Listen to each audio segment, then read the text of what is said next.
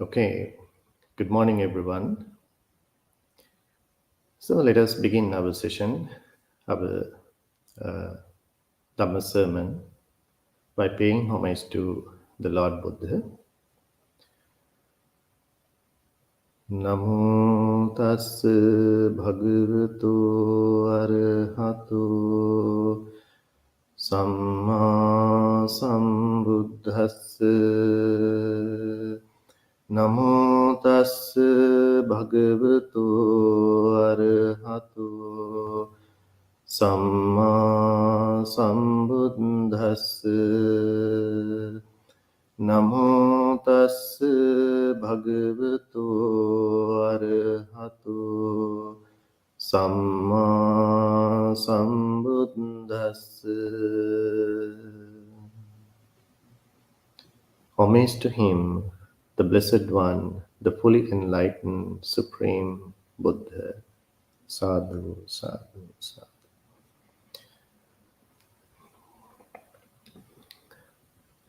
Dear friends in Dhamma, first of all, I would like to thank our Nayaka Hamdru for giving me this great opportunity to share the Dhamma with you today. It's my great pleasure to share the Dhamma with you all, even for this short time. So the topic today that we are going to pay our mindful attention to is happiness through mental purification. Happiness through mental purification. I think this topic is very familiar to you all. It sounds very normal and very practical. So therefore, I hope this topic will give us some insight in connection with the Lord Buddha's teachings. As we look at the Dhamma, as we learn the Dhamma from time to time by listening to different Dhamma teachers, as we read scriptures, Buddhist texts, and we engage in different Dhamma discussions, we look at the Buddhist teachings in very different angles, different perspectives. So this is one of those perspectives. How we can simplify the Buddhist teachings in general, especially in connection with our day-to-day life experience. One may define the Buddhist teachings as a way of life, as a highly organized spiritual path, or path to liberation, or path to enlightenment. Or one may look at it as a total mental development with attainment of different stages of enlightenment or higher states of this spirituality. As we understand these different topics, different areas or perspectives to the Buddha's entire teachings, this is one of the simple ways actually we can look at it, especially when we try to apply the Buddha's teachings into our day-to-day practical life experience. Because according to the topic, the happiness, this is what we all are looking for in general. In everyday life, what we do, why we do different things, the ultimate purpose is to be happy. In a sense, no one wants to be unhappy. No one wants to be unhappy. No one likes to go through pain or any other negative experiences. Therefore, the purpose of our everyday life is simply to be happy. That's why we do all these things. In a way, it's a kind of an ongoing struggle for us. We always try to make ourselves happy by necessarily avoiding the negativities or suffering, pain in our life. We always try to replace our pain or unhappiness or negative states of experience with positive experience, what we call the happiness. The happiness is a very broad topic, even though we simply talk about it, because how we define happiness, where it occurs to us, what is our experience when we are happy, how to find this happiness, how to gain this happiness in our life. Even once we get it, how to maintain it. And also, there can be different types of happiness, as we always understand, because different people, different individuals enjoy and appreciate their life in different ways, depending on their different backgrounds, maybe depending on their level of education, maybe depending on their characters, their predispositions, their values, what they appreciate in life the most. So, depending on all these factors, happiness can be different from person to person. But overall, we can see happiness is the purpose of all beings in general, not only human beings, even animals. All living beings are struggling to be happy and to avoid the pain.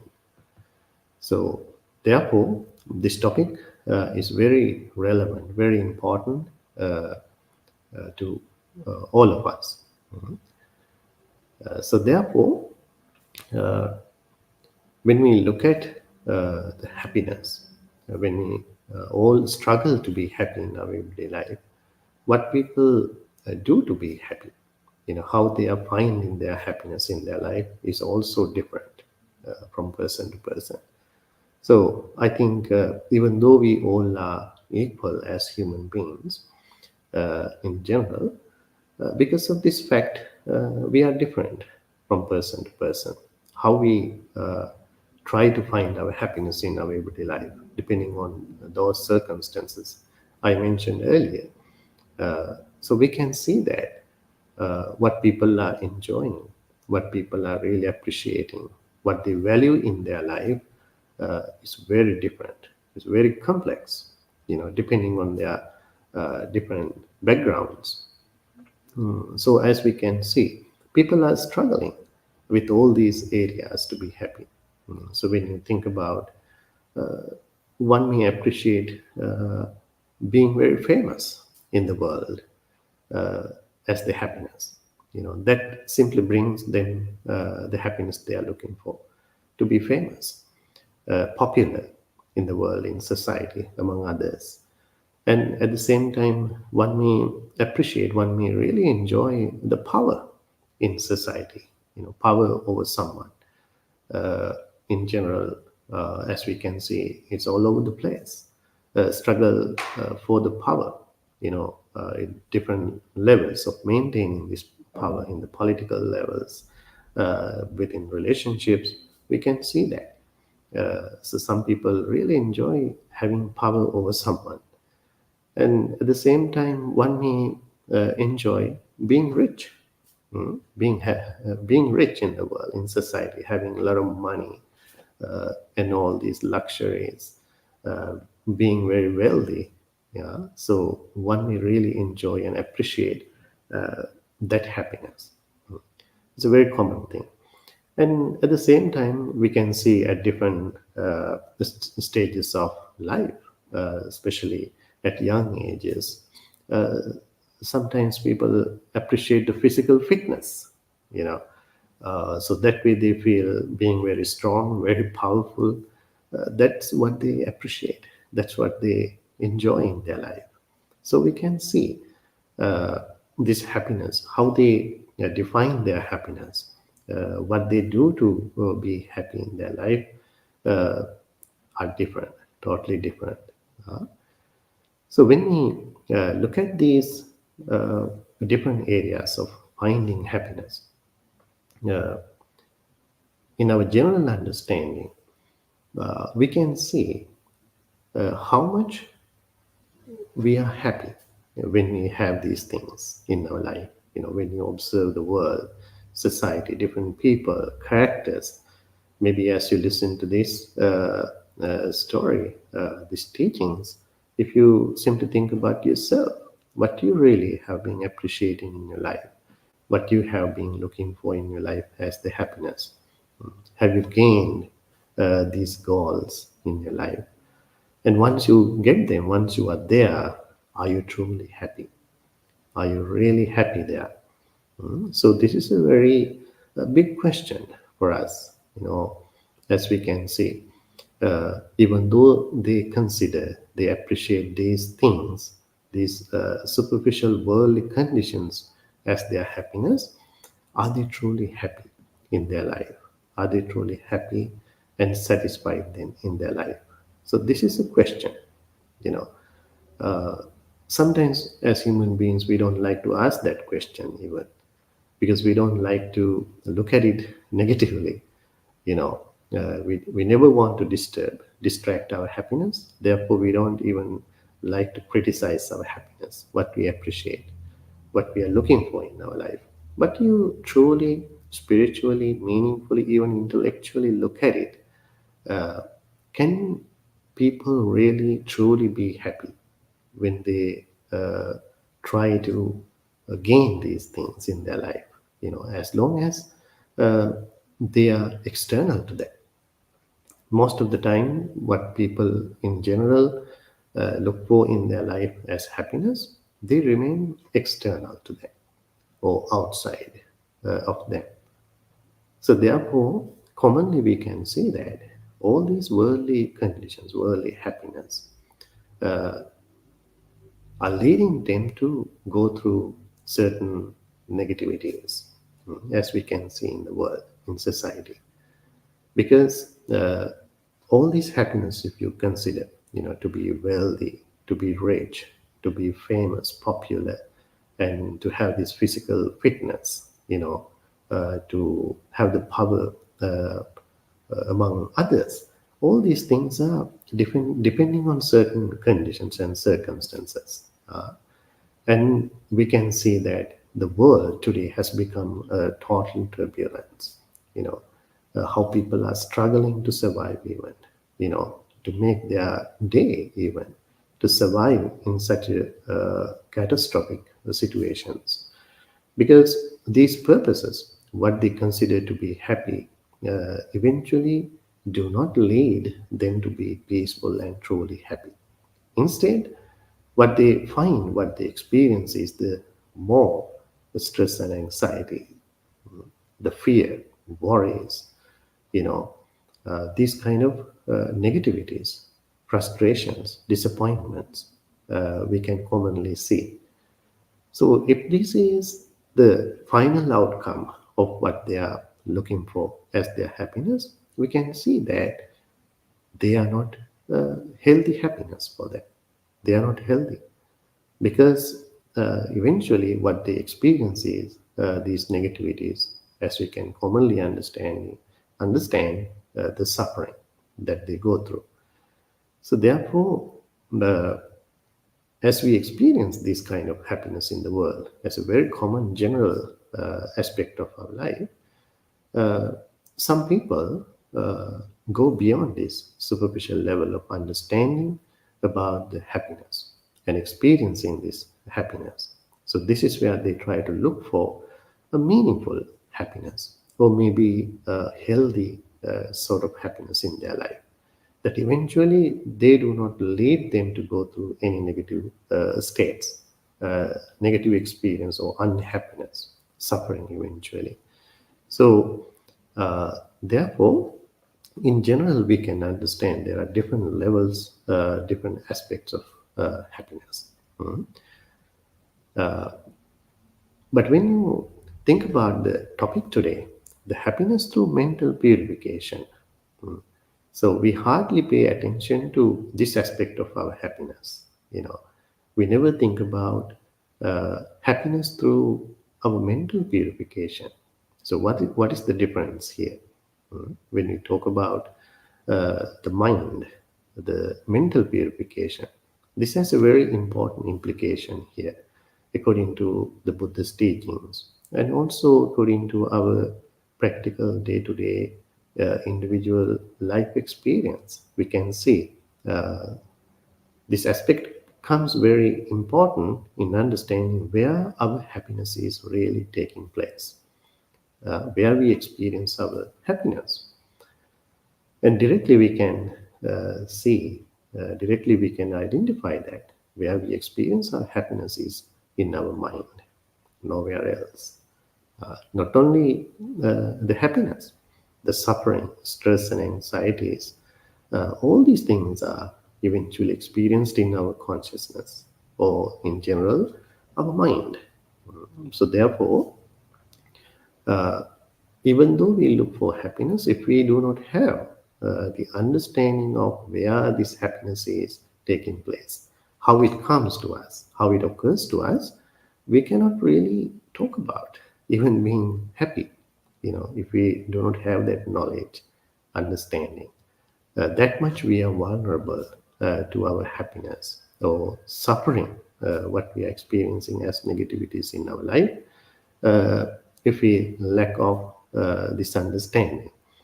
So, therefore, it's very important to understand this relationship, how the mental condition, the situation in our present mind leads us to be happy or experience suffering. So this is very important.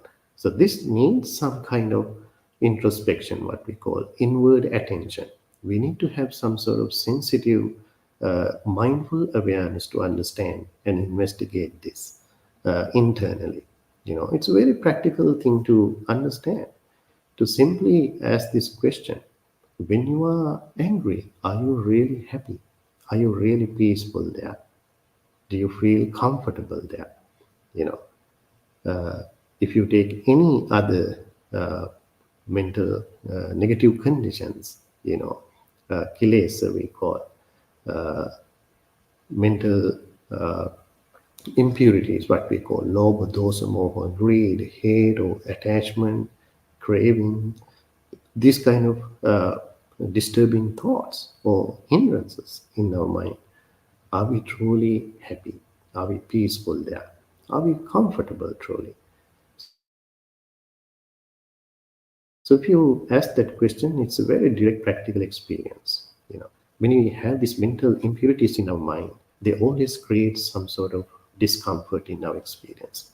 Not only in our mind, even in our physical body, we can feel that stress and anxiety, and even the restlessness. It is experienced all over the place in our psychophysical experience overall. So therefore, we can see as we practice the Dhamma, maybe as you dedicate your time to even calm yourself, through meditation practice, mindfulness, when you are engaging some wholesome activities, if you really take a look at your mind, how you feel there, how comfortable you are, how peaceful you are, how relaxing you are. So this is a direct experience, how and where our happiness is taking place. So therefore, when we try to be happy in our life, this understanding is very essential, very important. Happiness is experienced in our mind. So when people do not have that understanding, a very big mistake takes place. What is that mistake? They think that their happiness is external to them. Their happiness is in someone else, or their happiness is in money, a lot of external conditions, or with other relationships, any other worldly condition.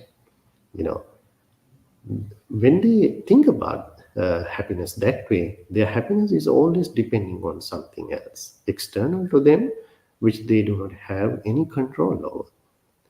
This is where the real conflict begins. When these things are out of their control, as long as they are external to them, they do not have any control over them.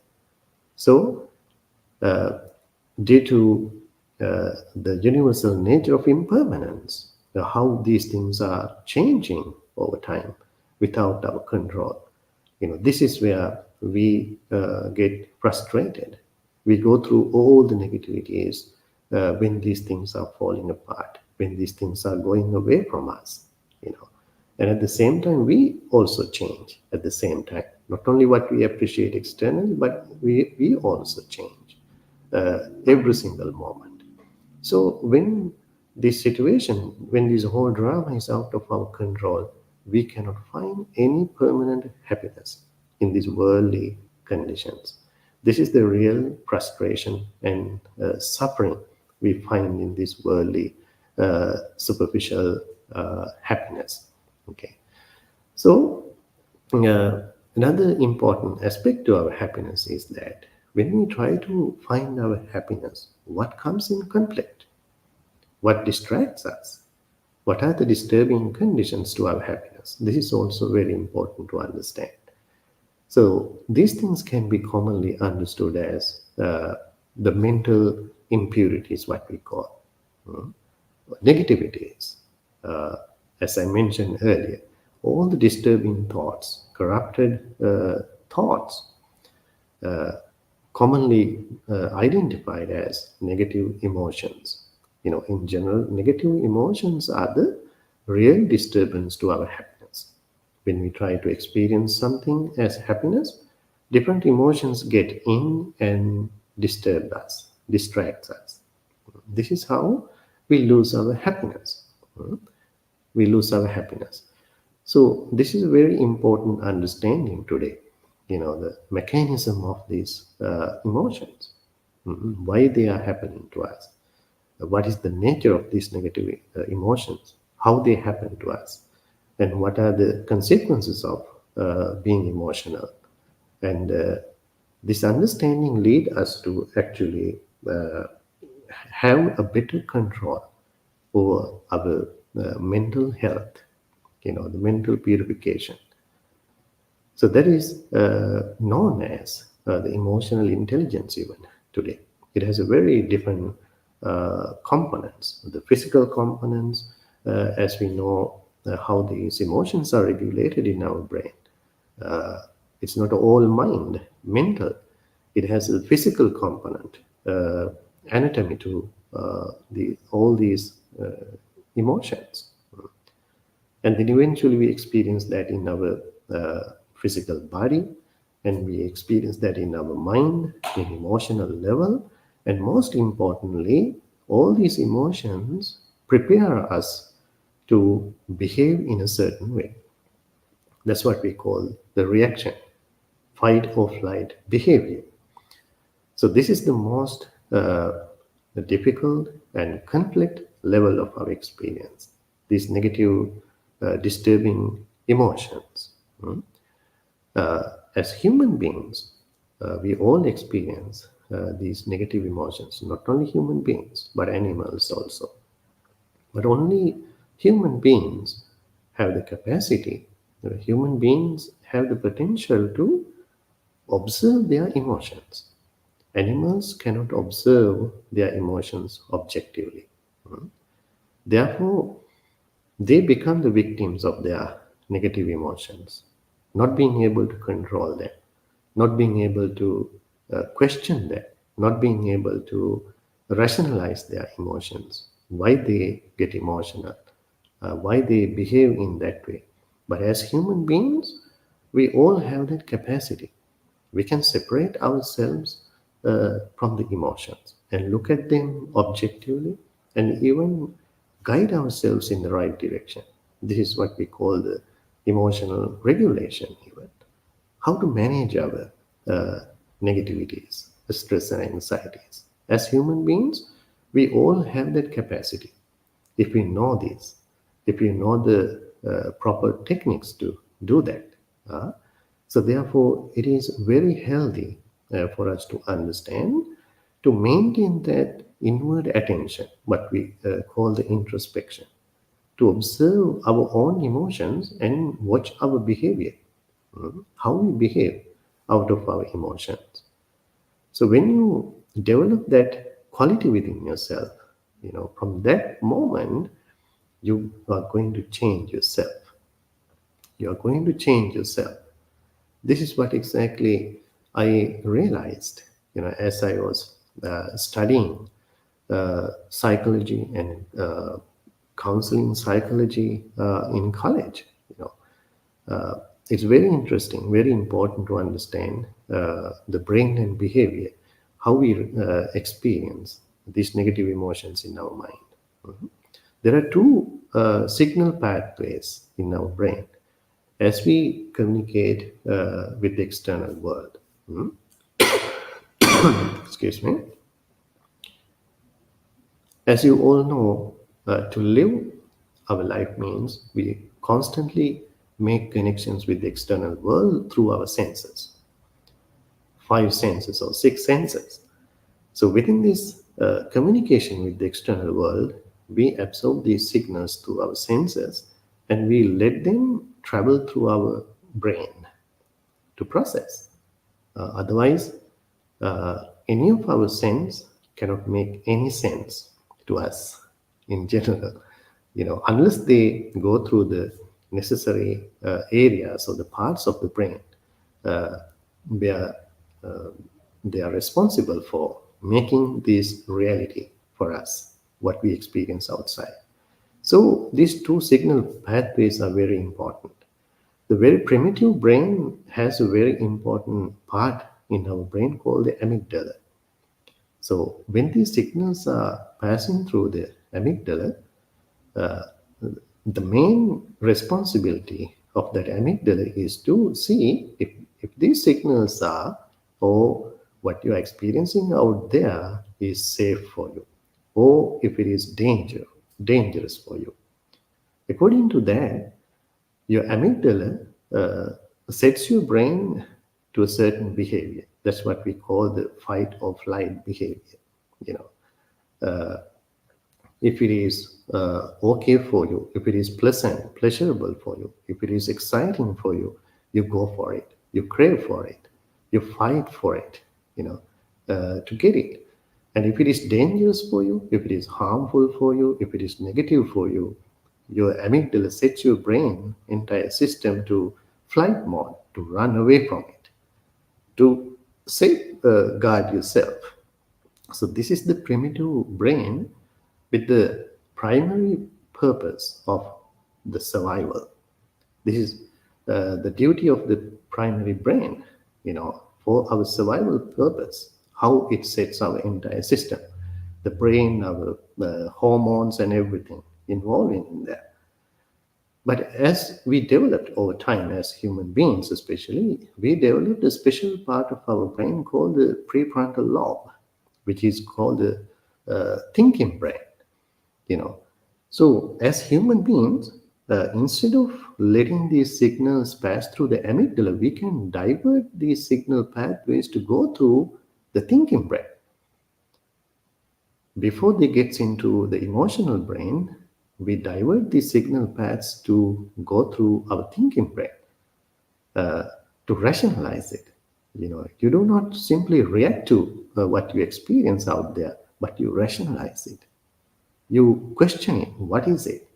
How is it happening? Why do I behave in a certain way? Why do I react to it? Even what is the consequence of our behavior that way? So this is exactly where I found the real mindfulness is taking place in your brain.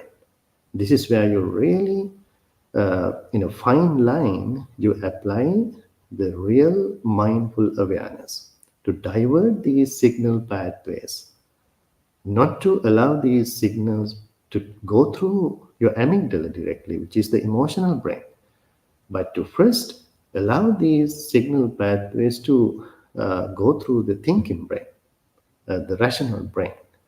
And then you calm yourself down, and this is how you really guide yourself in the right direction in a healthy way.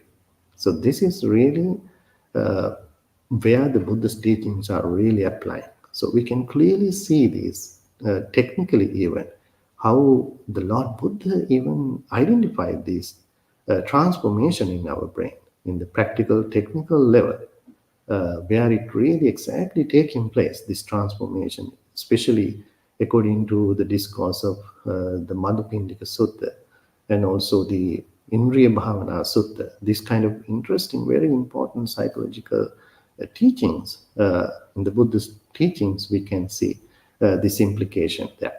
So this is exactly what we call the emotional intelligence today. To know what these emotions are, what they do to us, and even how we behave according to our own emotions. And not only that, emotional intelligence means how to understand that within others, even as we live with others, you know. So that really makes us really peaceful and harmonious because we are not living alone, we live with others. So Buddha's teachings come in very handy in this level. You know, what Buddha discovered, becoming enlightened, he found direct answers to control these mental impurities. According to the Buddhist teachings, these negative emotions are having three levels as we can experience them. The first level is the level of very superficial level. This is where we directly experience our emotions. When we express our emotions to outside world through our actions, right? That's our behavioral level. This is where we experience our negative emotions directly or the mental impurities. This is the first level. The second level is the waking up level. They get activated in our mind as we communicate with the external world. As I explained earlier, how it happens, how it processed in our brain. These negative emotions get stimulated. They kind of get wake up in our system. That is the second level. The third level is the sleeping level, or what we call in the Dhamma is the anusaya level. It is not clear to you. They are not in an active level, but they are there as tendencies. So we all are vulnerable to these levels. So these are the three levels of all these mental impurities or negative emotions.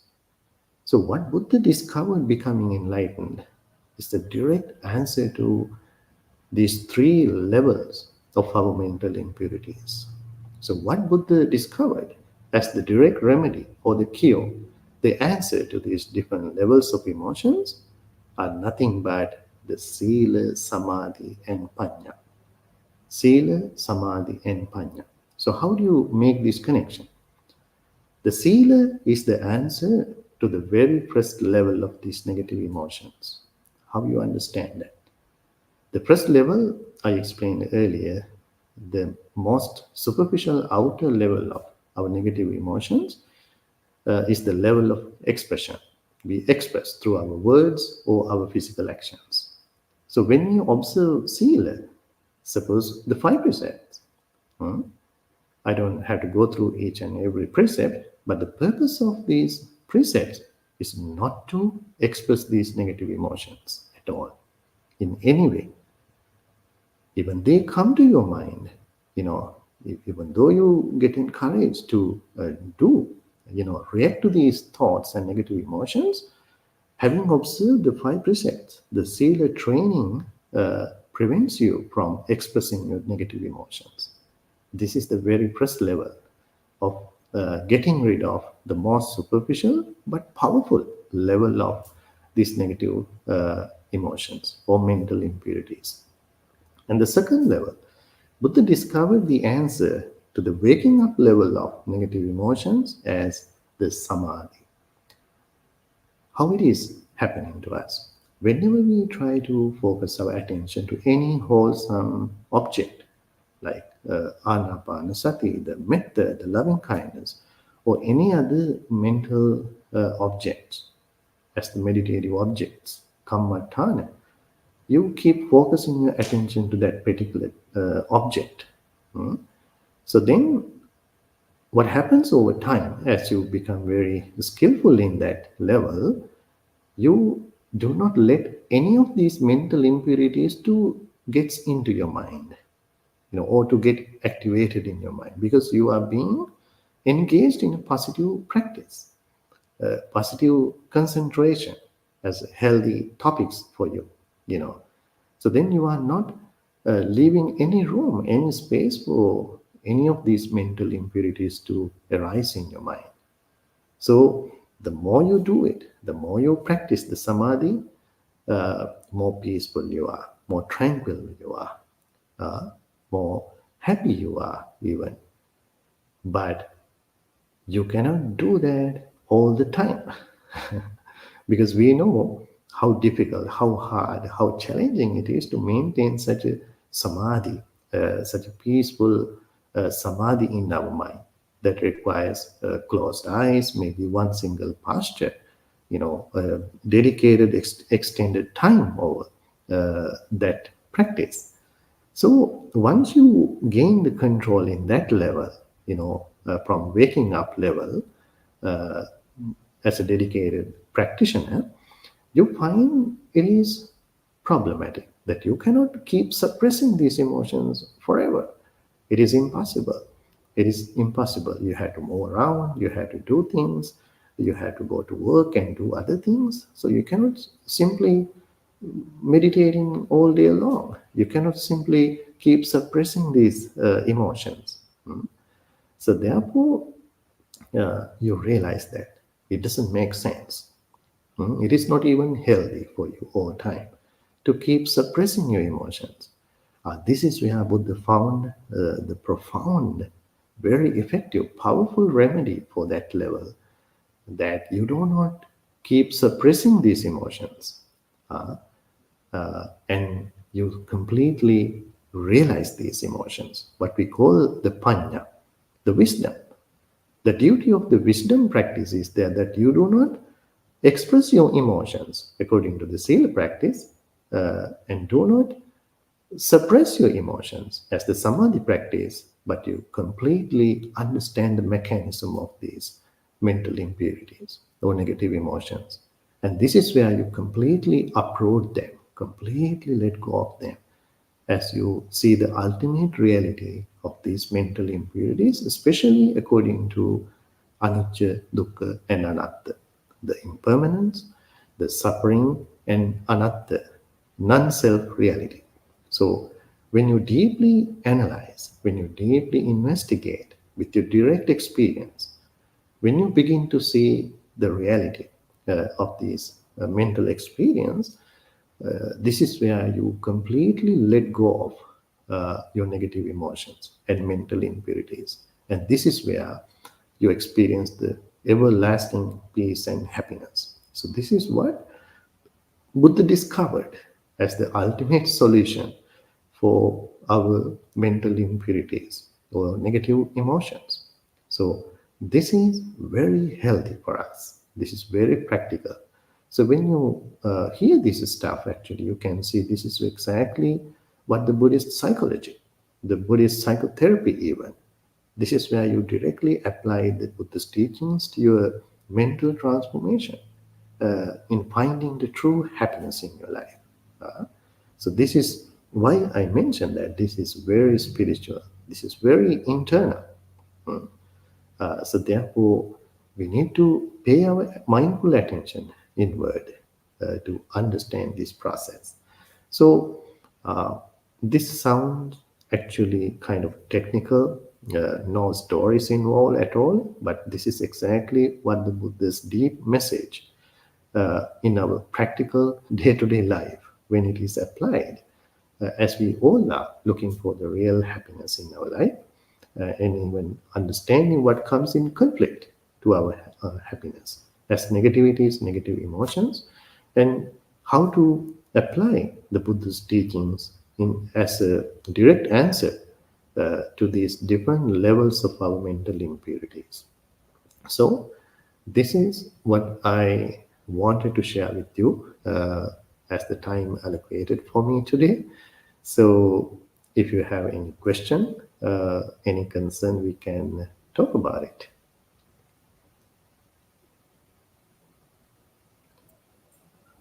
Sadhu, sadhu, sadhu. Thank you so much, Bhante. Really appreciate your wonderful session on a very beautiful topic. It was quite detailed, and you have answered so many questions already, actually. Um, Vandami Bhikkhuni, also, do you have any add-on comments, or want to share something as well?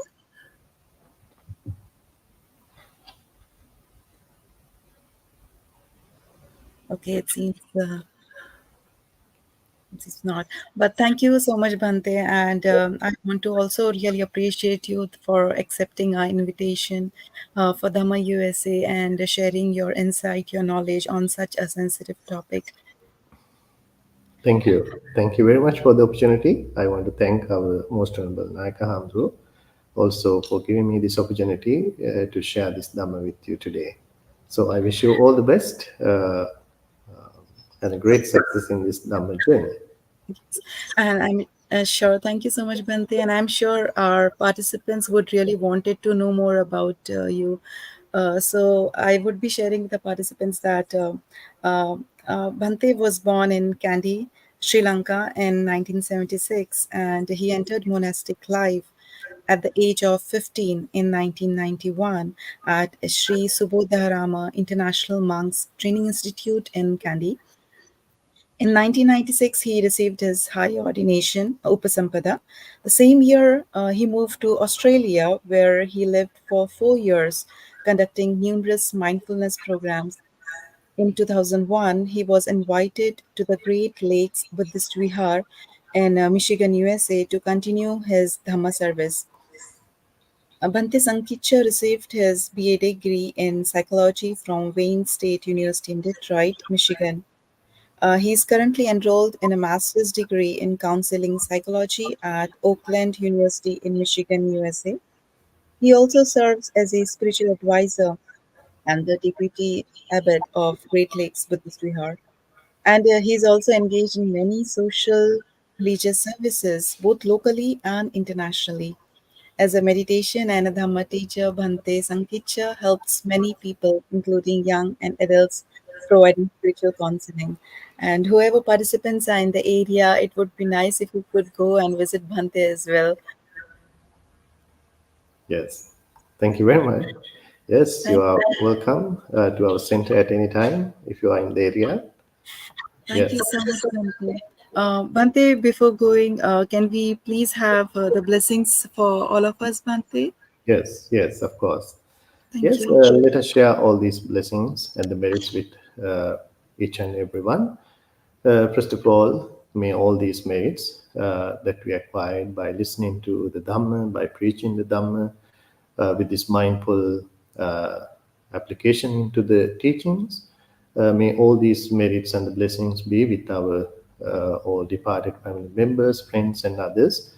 May they rejoice in our good karmas and may they be happy and comfortable in their samsaric journey and may finally they attain the supreme happiness of Nibbana. And may all these blessings be with you all who joined this session today to listen to the Dhamma, to educate yourself in the Buddhist teachings as a great inspiration to our own practice. May you all be well, happy, and peaceful. May there be enough courage, determination, mindfulness, wisdom, and good friends all around you to face and overcome all the negativities, challenges, difficulties in your life. May you be able to enjoy the happiness, peace, and great success in all your life endeavors. With this dedication to your spiritual practice, may you realize the Four Noble Truths and may you finally attain the supreme happiness of Nibbana. Sadhu, sadhu, sadhu. Sadhu, sadhu, sadhu. Thank you so much, Bhante. Thank you. Thank you very much. Have Yes. a wonderful day. Thanks, Bhante. You too. Thank you everyone for joining and listening to Bhante's talk. See you all next Sunday. Till then, everybody, please take care. Thank you. Thank you.